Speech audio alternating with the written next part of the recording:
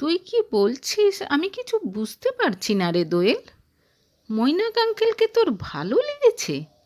তোর চেয়ে কত বড় জানিস উনি? তুই বল কত? তোর বয়স 20 আর আঙ্কেলের বয়স কম করে হলেও 50। বড় একটা মেয়ে আছে ওনার। মেয়েকে তো সঙ্গে নিয়ে যায়নি। মেয়ে ওনার সঙ্গে থাকে না। কাকিমা মারা যাবার পর মেয়েটা তার মামার বাড়িতে থাকে। তাছাড়া ওরকম বাবার সঙ্গে কোন মেয়েই বা থাকবে? কেন, কীরকম? আমার তো ওনাকে বেশ ভালোই লাগলো। বেশ কেয়ারিং। আঙ্কেলের নামে কেউ ভালো বলে না। মেয়েদের প্রতি নাকি ওনার খুব দুর্বলতা আছে। সুযোগ পেলেই সোজা বিছানায় তোলে। ধ্যাৎ, কী যে বলিস! আসলে এত হ্যান্ডসাম দেখতে তো যে কোনো মেয়েই ওনার প্রেমে পড়ে যাবে। কি ফিজিক মাইরি! ও স্টপ ইট দোয়েল! আজ পর্যন্ত কারো মুখে আমি এরকম শুনিনি। তোর মাথা খারাপ হয়ে গেছে। সারাদিন অনেক ধকল গেছে তো, এখন বাড়ি যা। 1 মাস আগে তাদের পাড়া থেকে যখন পিকনিকে যাওয়ার কথা হয়েছিল, তখনই রিয়া ঠিক করে নিয়েছিল প্রাণের বন্ধু দোয়েলকে সঙ্গে নিয়ে যাবে। সেই মতো আজ সবাই মিলে পিকনিকে যাওয়া হয়েছিল। কিন্তু ফিরে এসে বন্ধুর মুখে এরকম কথা শুনে বেশ অবাক হলো রিয়া। এর কয়েকদিন পর কথাটা আবার তুলল দোয়েল। আমি অনেক ভেবেছি বুঝলি, আমার ওকে চাই। কাকে? অবাক হয়ে জিজ্ঞেস করল রিয়া। মিস্টার মৈনাক বসুকে। মানে? হ্যাঁ রে, আমি ওকে ভালোবেসে ফেলেছি। What nonsense! কী যাতা বলছিস? একবার দেখি। ঠিকই বলছি। দিনে রাতে সবসময় আমার শুধু ওর কথাই মনে পড়ছে। এমনকি পরশু রাতে আমি ওকে নিয়ে স্বপ্নও দেখেছি। ভাবতে পারছিস? শোন, আমার তোকে সাবধান করার উচিত, তাই বলছি। লোকে বলে আঙ্কেল নিজেই নাকি ওর বউকে খুন করেছে। সুতরাং এরকম একটা লোকের সঙ্গে কেন জড়াচ্ছিস নিজেকে? এরপর পুরো 1 ঘন্টা ধরে দুই বন্ধুর মধ্যে অনেক কথা কাটাকাটির পর মৈনাক বসুর ফোন নাম্বার নিয়ে ক্ষান্ত হলো দোয়েল। 2 দিন পর নিজেই বুঝবি কেমন লোক, মনে মনে বলল রিয়া। প্রথম দিন দোয়েলের ফোন পেয়ে তাকে অত পাত্তা দিল না মৈনাক। কিন্তু দোয়েল যখন প্রায়ই তাকে ফোন করতে থাকলো, তখন সেও বুঝল কিছু একটা ব্যাপার আছে। তার একাকী জীবনে এক ঝলক ঠান্ডা হাওয়ার মতো অনুপ্রবেশ করল দোয়েল। মৈনাক দেখল সারাদিন পর বাড়ি ফিরে দোয়েলের সঙ্গে কথা বললে মুডটা বেশ ফ্রেশ হয়ে যায় তার। নারীদের প্রতি আকর্ষণ তার চিরকালই একটু বেশি।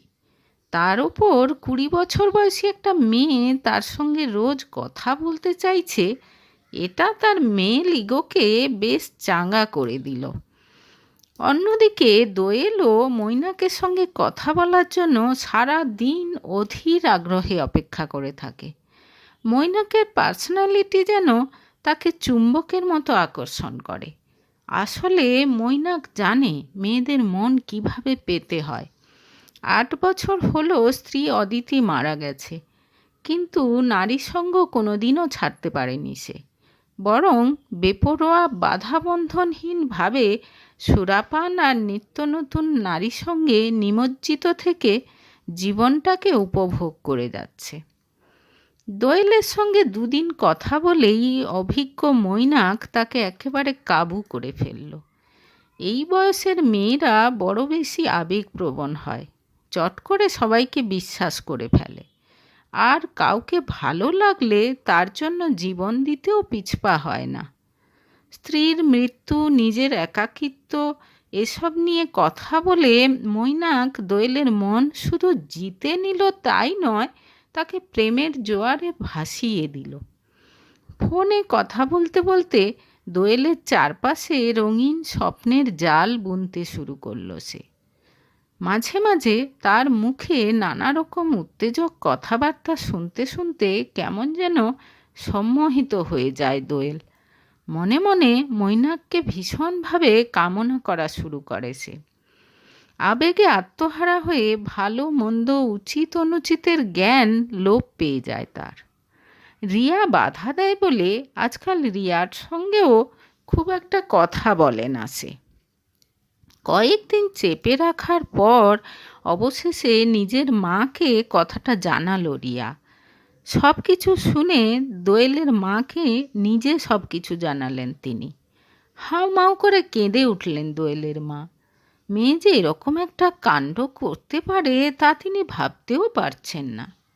স্বামী স্ত্রী দুজনে মিলে অনেক বোঝালেন তারা মেয়েকে, কিন্তু দোয়েলের মুখে সেই এক কথা, মৈনাককে ছাড়া সে থাকতে পারবে না। রাগে তার বাড়ির বাইরে বার হওয়া বন্ধ করে দিলেন তার বাবা। ফোন কেড়ে নিলেন হাত থেকে। তবে কোনো কিছুতেই শেষমেশ কোনো কাজ হলো না।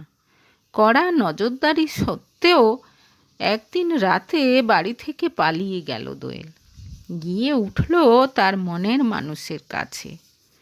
আমার মনে হয় বাড়ি থেকে পালিয়ে এসে ঠিক করনি তুমি, খানিকটা বিরক্ত হয়ে বলল মৈনাক। এরকম হতে পারে এটা সে ভাবেনি। সে কি করে এই বাচ্চা মেয়েটার দায়িত্ব নেবে এখন? না, আমি কোথাও যাব না, তোমার কাছেই থাকবো, জেদি গলায় বলল দোয়েল। অনেক সময় বোঝানোর পরও দোয়েল কিছুতেই মানতে রাজি হলো না। আমি তোমাকে বিয়ে করতে চাই, শক্ত হাতে মৈনাককে জড়িয়ে ধরে বলল সে। সহসা মৈনাকের শরীরে যেন আগুন ধরে গেল। গাঢ় আলিঙ্গনে আবদ্ধ করে দোয়েলের নরম ঠোঁট দুটো চেপে ধরল সে। জীবনের প্রথম চুম্বনের অনুভূতিতে কেঁপে উঠল দোয়েল। 20 বছরের এক অনাঘ্রাতা তরুণী তার প্রেমে পাগল হয়ে তার কাছে নিজেকে সঁপে দিচ্ছে, এ কথা ভেবে সহসা মৈনাকের মনও কেমন অস্থির হয়ে উঠল। মেয়ে পম্পি তাকে একেবারেই পছন্দ করে না। বাবা মা গত হয়েছে বহু বছর আগে, আর কোনো পিছুটান নেই তার। বাকি জীবনটা যদি দোয়েলের সঙ্গে সুখী জীবনযাপন করে কেটে যায়, তাহলে তার চেয়ে ভালো আর কি হতে পারে। মনস্থির করে নিল সে। ব্যাগ গুছিয়ে নিয়ে দোয়েলের হাত ধরে সেই রাতেই বেরিয়ে পড়ল সে। যদিও দোয়েলের বাবার করা মিসিং ডায়েরি, পুলিশ কেস এসব থেকে শেষ পর্যন্ত রেহাই পাওয়া গেল না। 1 মাস পর আসাম থেকে ফিরে আসতেই পুলিশ ধরল তাদের।